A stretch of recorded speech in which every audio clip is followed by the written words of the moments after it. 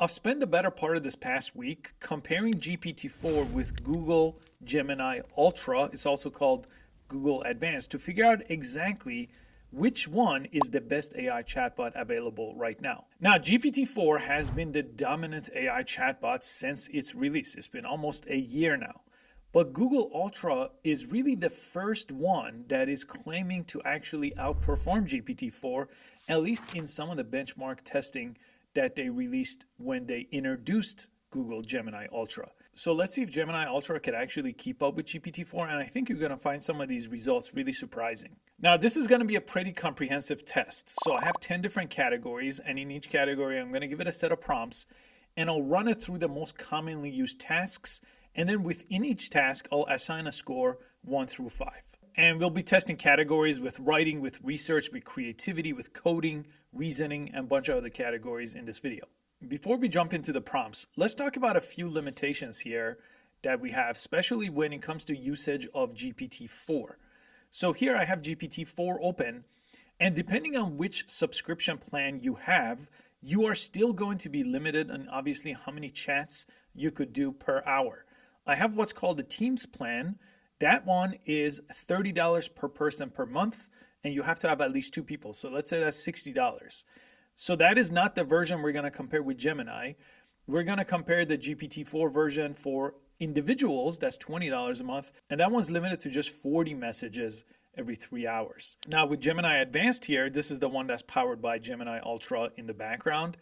This version right now, there is no limitation. I haven't come across any limitations. I haven't seen anyone coming across any usage limitation. So right off the bat, this is not one of the things I'm comparing them with. I'm just showing you some of the usability issues. So ChatGPT obviously will get some deduction points here when it comes to how much you could use it, because you're going to hit that limit, especially if you don't have the Teams plan. Now, we should also talk about privacy, because both of these chatbots and any of these AI chatbots could technically use the conversation to improve the models, so to train the models using the conversation. But we could have the Teams plan that I showed you with ChatGPT, where by default that is disabled. So this is a really nice option, and one of the reasons why I upgraded to the Teams plan. Now, when it comes to Gemini, I haven't seen a simple setting just yet. I've been looking to try to see if there's some kind of slider like this. So I think right now ChatGPT is winning privacy, but Google is obviously going to care a lot about privacy. That's one of the big things they always push forward. So we'll see what they come up with as far as privacy using Gemini.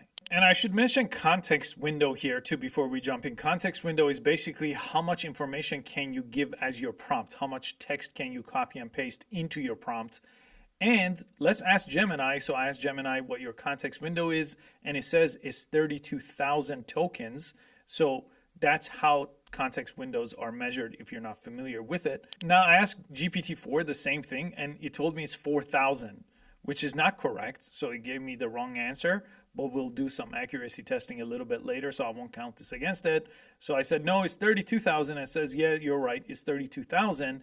And GPT-4 does have another model called GPT-4 Turbo, which has a 132,000 token limit.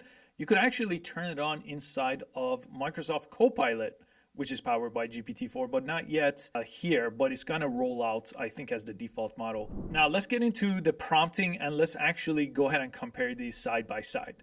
The first one I wanna go through is text summarization.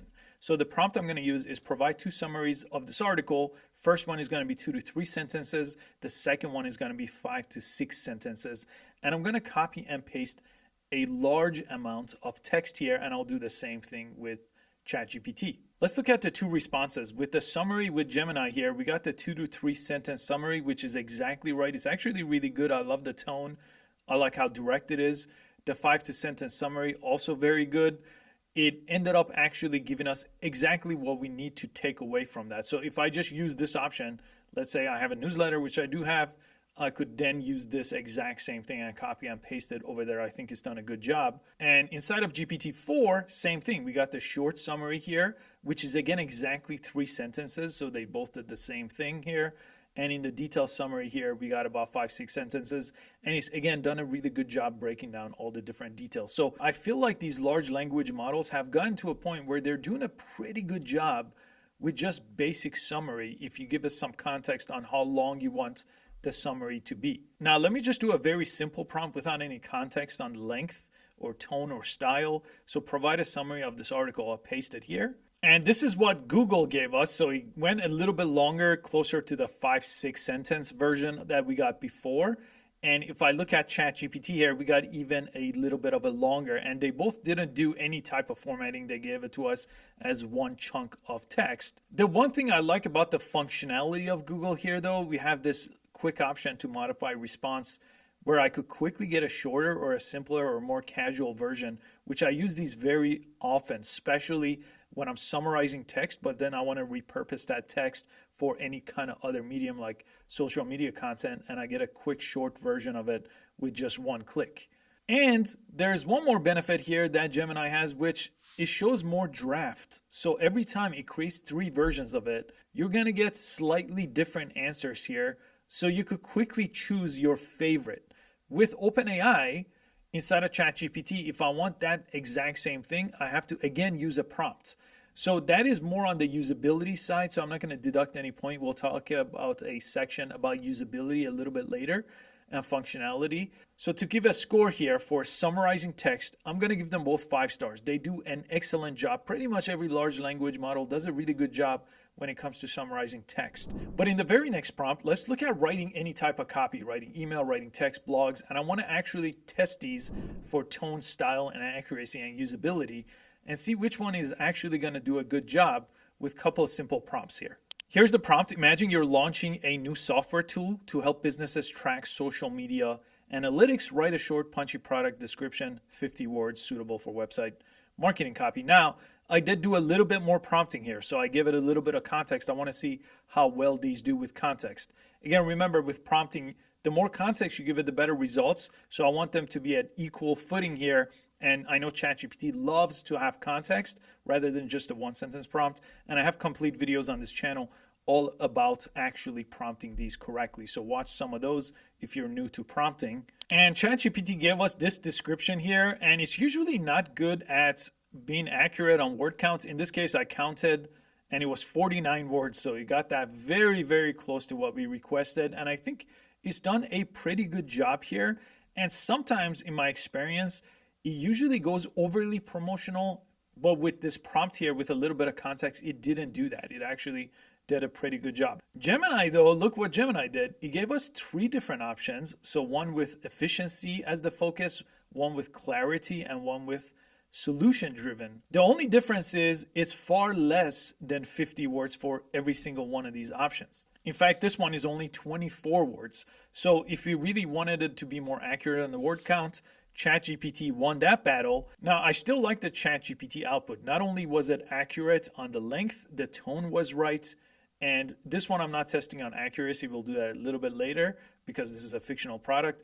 But here, ChatGPT wins. And I do want to just do one more prompting here for writing. This one is writing email. So the copy I gave it is basically a colleague is sending you a frustrated email about a delayed project, write a reply. And this is the Gemini version here. And look at this length. It's fantastic length here for an email. And look at this great formatting here. Great call to action here to set up a call. And it's saying suggest a call. So this is the one thing that I even was using Google Bard before they changed it to Gemini for this kind of thing, because it just writes in a much more natural language in my experience over ChatGPT. Okay, GPT gave us a nice subject line addressing our project delay moving forward together. Okay, much too long, I think, on this first initial draft of what we got. Okay, so when it comes to email copy, I think Gemini is winning that battle a little bit more than ChatGPT. Now, because I've been using GPT-4 for a long time for writing copy, I know a lot of times it has issue with being overly promotional, but I have been able to fix that with some custom instructions. I did also cover that in a different video on my channel. But right now, I'm going to give both of these actually 4 stars for writing copy. I think they're getting better. I think ChatGPT needs a little bit more help, but I think we're still even here when it comes to comparing these two. But now some of these other tests that I ran, they actually differ a whole lot. Okay, the next one is all about the multimodality side of these models. That just means how well do they interact with things that are not text, with images, videos, and things like that.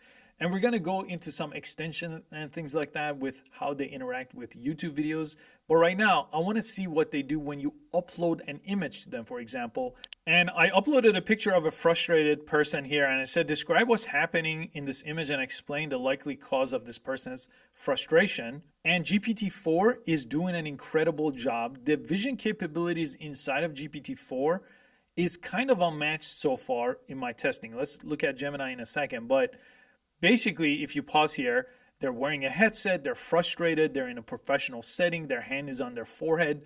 All of it is extremely accurate. And I could follow up here to ask a little bit more details. And I've been testing this a whole lot. And this is where we have our fail inside of Google Gemini Advanced. It just can't tell you what's going on when you upload a photo of a person. It just has no idea what is in that photo. Obviously, this is going to change. I'm just comparing these two right now. So this is obviously not going to get a good score for Gemini, but we're going to do one more test where we don't have photos and see what we come up with. Now, in this case, I took a screenshot of a pricing page of a website here, and I said, turn this image into HTML and CSS code. So this is going a lot more multimodal, right? Now I want to test a little bit of coding. We have a coding section coming up, but I want to see, can it read what's on that screenshot and turn it into code that actually is right. Okay, this is the picture, the screenshot in ChatGPT that I uploaded, and I pasted the same exact code. Okay, so some of the formatting is not exactly right, but he got all the numbers right. Okay, so he did a really good job. I just need to tweak some of the formatting here. And overall, in my experience, a lot of times it does an excellent job. Now, let's see what Gemini has. It says, unfortunately, I can't directly generate code based on images. However, I could help you describe the content. Okay, so he told me he can't do it, but let's go ahead and he did generate the code. Let me go ahead and copy this to see what he gave us. I'll copy. And this is what it looks like. This is what that code looks like out of Gemini. So not at all comparable here with that vision capability either. And I did a bunch of other tests right now, and Google did say they're really going to advance the multimodality, and that's what really this advanced or ultra model of Gemini is going to be capable of doing a whole lot more. But at the moment right now, I'm going to give Google only 2 stars, only because in some of my other testing, it did a good job, especially with thumbnails that didn't have a picture. It did analyze it to some extent, so it could do something. So I'm not going to just give it 1 star. But I'm going to give ChatGPT 4 stars. And the only reason I'm not giving it 5 stars is because it just needs a little bit of improvement to actually do some of the things that is not yet capable of. So it's got a little bit of room, but it's pretty close. Now, next on the list here, let's look at image generation, because Google Gemini recently got a new update where they can generate images now inside of Gemini. And we've had DALL-E 3 inside of GPT-4. So instead of regular ChatGPT, we can't generate images, but we're comparing the highest model here, the paid subscription. Let's test it out. And here's just a fun prompt, and then I'll do a more business-driven prompt here for an image. A photorealistic image of a cat wearing sunglasses and riding a skateboard. We got 4 here inside of Gemini. Okay, not bad, no big issues here. They're not quite photorealistic, but a lot of these models still can't do that. Midjourney, which is a text-to-image generation platform, is still the king. Okay, GPT-4, this is DALL-E 3 that creates this in the background. Not bad, but again, not photorealistic, but it didn't really do anything that causes any issues. Really cool reflection of a city in the glasses. And here's a more business-oriented example, design a powerful logo of a construction company called Apex Builder, with a little bit of context here on what I want. This is what we got out of ChatGPT. And when I asked Gemini to do the same thing, for some reason, he gave us 3 different concept ideas instead of the image. And it says, go and use Canva to make the image. And it's giving me a bunch of other links. It's recommending Midjourney. Midjourney makes awesome logos. DALL-E makes awesome logos, and some other links here. So it's cool that it's giving me links, but it's not at all doing what I want here. So when it comes to a score, I'm going to give ChatGPT for creating images 3 stars, because I think it just has a far long way to go till it reaches Midjourney or another app called Leonardo. So for image, text to image, there are just better tools out there. So I still haven't created everything I want to inside of DALL-E, and it does typos constantly, but nobody has figured out how to do correct text. So as you can see, this has a typo in it already. Gemini though, I'm only gonna give it 1 star, and only because it can make images, and it kind of made images of a cat and it gave me multiple variations. But it would be far down the list for me of all the different AI tools, especially since I'm comparing a paid tool here. The free Gemini does image creation too, but it's still just as good, I think, as Ultra. They both really are not good enough for me to use them as the place I go to generate images. Now let's look at research, one of the most useful parts of these AI tools, and I'll run a research prompt here, and again, I'll do a couple of examples.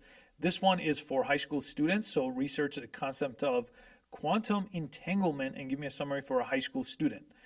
And I also ask specifically for links here because I wanted to do a web search. So let's run GPT-4. And then I also have a business one that might be appropriate for anyone that's in small business or entrepreneurship. Okay, here's the answer out of ChatGPT. As I was reading through it, it was a little bit over the top again. And I just want these things to talk like a human by default. ChatGPT a lot of times won't do that if you don't define that in your prompt. So that's why I teach a lot about prompting ChatGPT, because if you give it the right prompt, it does mostly what you want. But if you don't, and you don't tell it, I said high school student, so I kind of try to simplify it, but I think it's simplified too much. But here's the one problem here I have with research when it comes to ChatGPT. It's not my go-to tool at all if I need direct links to something. In this example, sometimes it does this and sometimes it doesn't give you a link at all. Sometimes it gives you a link. But right now, I can't click here to see whatever the Stanford resource is. It's not clickable, even though it's a hyperlink. Now here inside of Gemini, I think I got a better answer. I still don't quite like it, so it would take a little bit prompting to get it to write like the way I want, which I didn't give it on purpose. But as you can see over here, the formatting is much better. And we got clickable links. It's not very helpful if the link is not clickable and then you have to go to Google or something and then copy and paste. Here, it took me directly to space.com where it pulled the answer from. And this is where Google, again, is going to win every time. It's going to have access to YouTube. So it gave me a direct YouTube link. And Gemini, and this came out before with Bard, it has access to the entire YouTube library and it has YouTube Vision.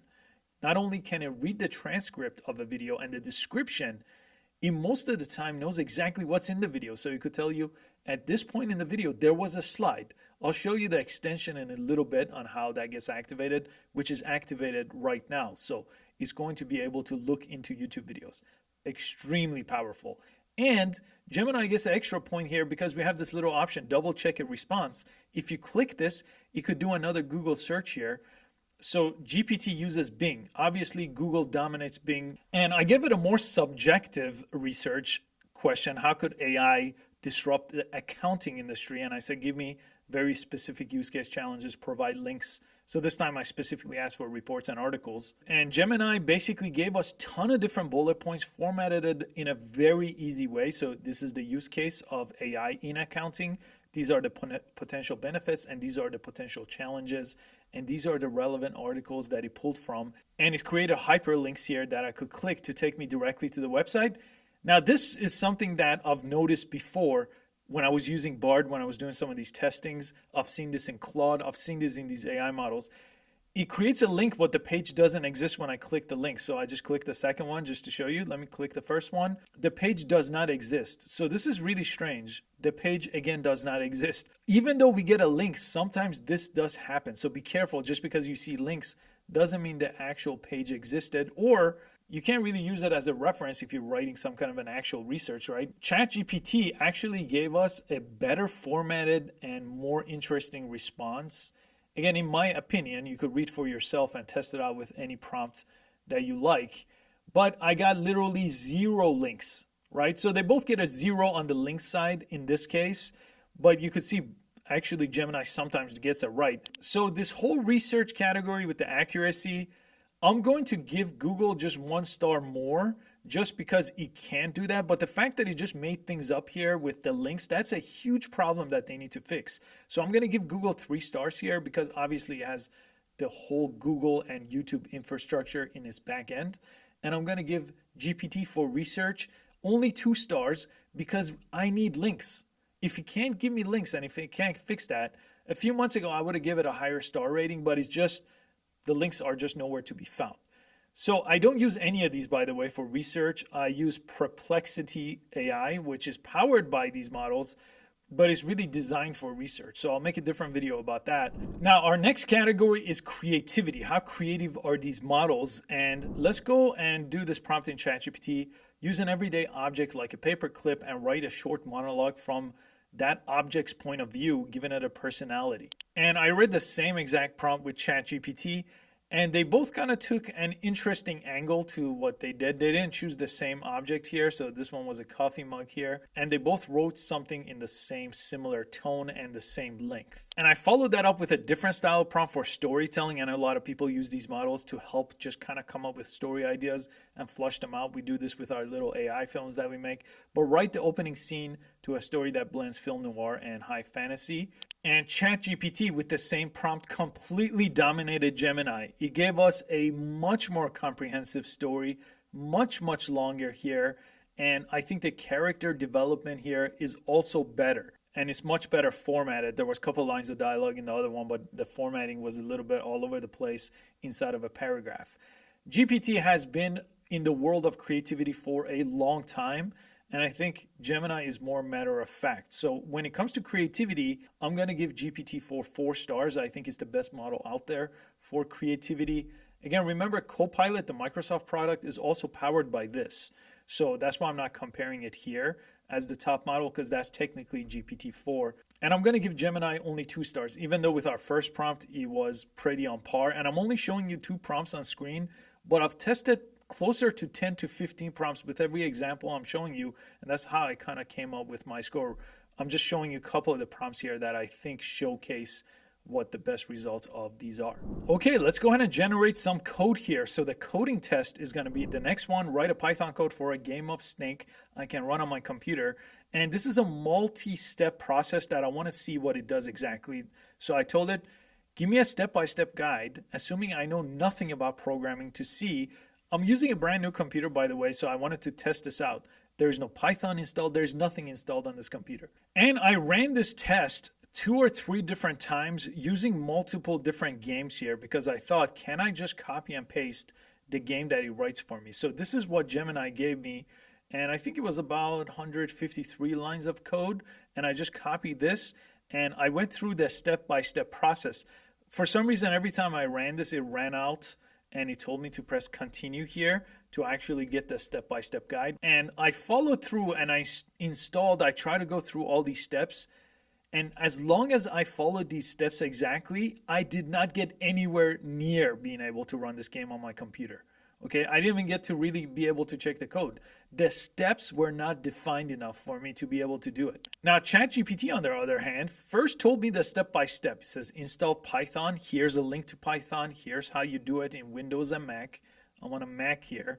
It told me exactly what to type, and then it gave me the code, and then I was able to copy the code here and run these on my computer. I ran both. This one also had an issue with continue generating, so I'm going to go ahead and get it to generate all the code. And when I followed the prompts from ChatGPT, I got this snake game, and it literally caused no issues here when I ran this without any programming knowledge. I basically just followed the instructions here, and in about maybe 6 minutes of having to install everything from scratch on a brand new computer, I got this functioning snake game on my computer that I created. The version that I got from Google, it didn't work. The code had an error. So what I ended up doing is I actually copied and pasted that same code into GPT, and it fixed that code too. And I tested this with tic-tac-toe. I tested this with a hangman game. And every single time, even if GPT-4 didn't give me the detailed steps, it was able to fix any issue I came across when I just copied and pasted the error code. So again, as a non-developer, I'm going to give GPT here for coding 5 stars. I think it's just the most dominant thing out there for coding. And so far, I'm going to give Bard 2 stars because in some of the more basic coding, when it was HTML, CSS, things like that, it works. But anytime I try to do anything more advanced, like what Python is, it just couldn't do the job. So a big gap here when it comes to coding. Again, I'm telling you as a non-developer. So if you're a developer and you totally disagree, please let me know in the comment section. Now, our next prompting is about complex reasoning, and I specifically want to see if he could do a little bit of math in the background and if he's going to be accurate with the math. So at a party, each guest shakes hands with every other guest exactly once. If there were 66 handshakes, how many guests were at the party? So he has to figure that out with a little bit of math in the background. Now, this is where Google Gemini, especially with this model, this advanced or ultra model, is supposed to be excellent at reasoning. And I gave a ton of riddles before using a math example, and he got it right about 70% of the time with pretty complex riddles. And this is what it gave us. So understanding the pattern, it kind of broke down step by step, and he created a formula and he did the math in the background. And the number here is 12. So that is the accurate answer here. Okay, and ChatGPT, well, for some reason, it just gave us a bunch of unnecessary text. It told us this kind of long story. I love the formatting that Gemini gave us, directly to the point. So sometimes Gemini is just far better when it comes to that. Let's see what answer we got, though, at the end. And it says, we find two solutions, negative 11 and 12. Now, it doesn't make sense to have a negative number as guests, so number 12 is right. And again, I test a bunch of different prompts, I think 10 different prompts to test their logic and complex reasoning here. And I'm going to give both of them the same equal score of 3 stars. Only because I think they just have a far, far way to go to get to the 5-star point. They still are not quite good at math. And as I mentioned, about 30% of the time, they gave me the wrong answer. Now, let me compare some of the capabilities that these have, because this makes a big difference on which one you're going to choose. So let's start with Google Gemini here. I'm going to click settings. Well, we have something called extensions. And with extensions, we only still have 5 options. So since the launch, they launched with these 5 and they haven't added it anymore. And again, half of them, these 3 are related to travel basically. But what is really powerful, and this is what might really let Gemini win this whole race, is these 2 right here, right? Billions of people use Google Workspace. Right now, if you turn this on, it could pull in data from those documents and those emails. Now, ChatGPT can't do that at all, right? It can technically with some advanced plugins and Zapier actions. It's far too complicated. This is one little click away, and whatever Google account you're logged into, your Gmails could be pulled in. That is a huge benefit, right? Because you already have billions of people that know how to do these things or use these tools. YouTube, there's 2 petabytes of information uploaded to YouTube daily. Okay, that's 2,000 terabytes of information. They have the largest library of content in the world, right? By far, by a mile. So the fact that we could turn this on, and this has YouTube Vision. I did make a YouTube Vision video inside of Bard. So if you still watch that, that's still the same. It's just they rebranded Bard to Gemini. But that is a huge selling point. But GPT-4 also has a big selling point. So if I go to Explore GPTs, we have access to custom GPTs. And we have a whole GPT store with thousands of these. And these custom GPTs could do very specific things. The only thing is, as I'm recording this, they're just not quite useful. I did make a GPT video of the top useful GPTs, but they still have a long way to go to get anywhere near what, for example, that Google extension does for Workspace. You can do those things, but they are complicated. They use Zapier automations. But GPTs, not this GPT store, but GPTs that I've created, for example, for my team internally, insanely useful. Because I could train a very specific model of ChatGPT with our own data set, and with the Teams plan that I've been mentioning, it's just for our team and it's private. It's not available in the GPT store. I've created some in the GPT store, like I created one called GPT Finder, where I chose my favorite GPTs and put it over here inside of this GPT Finder with a list of my favorite top 100 GPTs that are actually useful. But custom GPT score for me is a little bit even higher than the extension that Google brings to the table. So with the Google extensions, I'm going to give Gemini 3 stars for this capability, but this could really go far. Imagine an extension store where there's 100 different useful extensions. And obviously, Google went the quality route, so these are all massive and fantastic products that I've been using for and you've been using for many, many years. GPT went the volume route and they let millions of people create public GPTs, but the ability to make those private GPTs or just for your team, a huge benefit there too. So I'm going to give that one right now 3 stars. Once they clean up the store and that becomes a lot more useful with those custom GPTs that other people can make for you, then that's obviously going to go up. But right now, when it comes to these custom functionalities, and earlier I mentioned all those limitations and things that would really ding ChatGPT if I scored it based on that. But right now, I'll just give both 3 stars when it comes to extensions and other functionalities. And technically, ChatGPT also has this whole plugin library here, but it's pretty clear that they're going to get rid of this plugin store and let the GPT store take over, because a lot of these plugins have become GPTs already. So it's kind of a little bit redundant right now. And I sort of stopped using plugins. And one benefit of GPTs over plugins, with plugins, you could only activate 3 at a time. But with custom GPTs, all you have to do is type in the @ sign in your search, and any recent GPT that you've been using, you could just select it. Like you could select it like this and then interact with it. So inside of the same chat, you have hundreds of GPTs, technically millions of GPTs. As long as you start using them recently, you could pull them into your chat. Very useful. Now, next, let's look at content creation. How good is this for creating content for social media, right? A lot of people use this for marketing, social media posts. I want to see, can it take one of my YouTube videos and help me grow on X or Twitter? I haven't been able to do that. I think I got like 100 followers on there. I can't figure out how to do any kind of tweets. I'm more on the video side of things, always have been. So let's see if you could take a transcript or a script for a YouTube video and create a tweet, and then let's compare it to see, well, is that a tweet I would post? Is it useful? Let's figure that out. Okay, so the prompt is extract the core lesson and actionable tips from this YouTube video script. Again, the one benefit we're going to have in Gemini is we could give it a link to a video, and then it's going to use that YouTube extension. We're not going to have that here, but we still could give it the YouTube script, which through the transcript of YouTube videos, those are available pretty easily. Condense that into a concise tweet, not a LinkedIn post in this case. I'll just do a tweet suitable for quick consumption.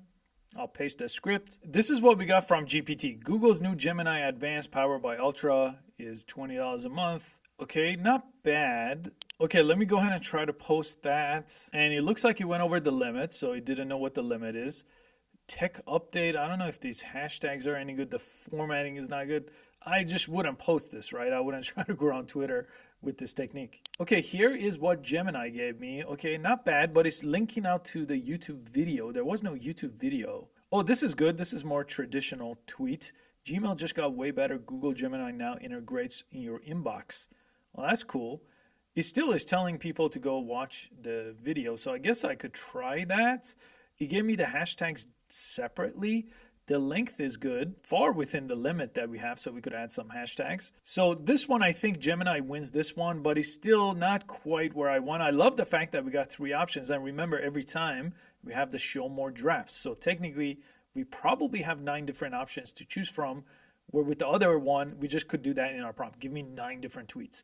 Now, when it comes to content repurposing, I'll give ChatGPT 3 stars because only if I used custom GPTs, I could get there.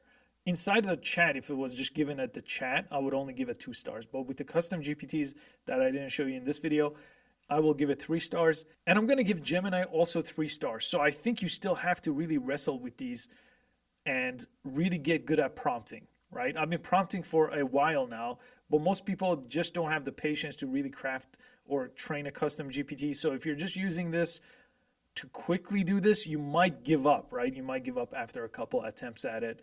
And I could see why it's not still to the point that it needs to be. So 3 stars here for both for content creation. Okay, let's tally up all the points. And it looks like GPT-4, even though it's relatively a close race, I actually thought GPT-4 will just be miles ahead in every category I tested out after a few days of doing really deep research and really deep testing here with multiple prompt categories. But GPT-4 is still king, and I think it's going to have that edge. So it's going to be hard for Google to catch up, but they're doing a pretty good job. Just Gemini has a lot of things that seem like they're in beta. So their image recognition, the vision, the image creation, some of the things where it comes to links, right? A lot of those were kind of like a beta product. So I know they're trying to compete and they're trying to roll things out as fast as they can, but I could see advanced or ultra actually getting better than GPT-4. I just don't think it's anywhere near that just yet. And if this is your first time here, we do also have an entire e-learning platform where we have 21 different AI courses, from prompt engineering to using ChatGPT to all the top AI tools and all the techniques that are very practical for business owners and entrepreneurs. And I purposely made that a simple monthly subscription that is extremely affordable to actually be able to teach AI to the masses. So that way you could subscribe, you could cancel anytime, and there's a free trial to make sure it's a perfect fit, and you never have to buy a single course, and you get access to all our new courses. So I'll link that below if you want to learn more about that. Thanks again for all your time, and I'll see you on the next video.